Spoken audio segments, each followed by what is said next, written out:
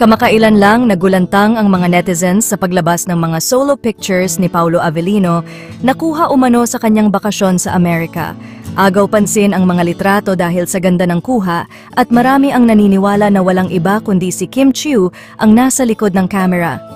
Matatandaan na magkasama ang dalawa sa isang event sa California at tila nagkaroon sila ng oras para sa isang espesyal na bonding pagkatapos ng kanilang commitment. Kapansin-pansin ang aliwala sa mukha ni Paulo sa mga nasabing larawan, bagay na nagdagdag ng kilig sa mga fans na matagal nang sumusubaybay sa kanilang tambalan. Marami ang nagkomento na tila may kakaibang glow si Paulo na agad iniuugnay ng ilan sa magandang samahan nila ni Kim.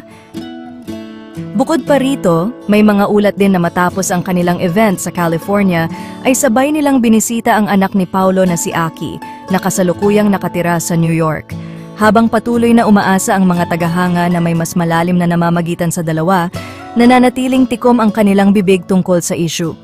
Gayunpaman, ang mga litrato at spekulasyon ay sapat na para magdala ng kilig sa kanilang mga taga-suporta.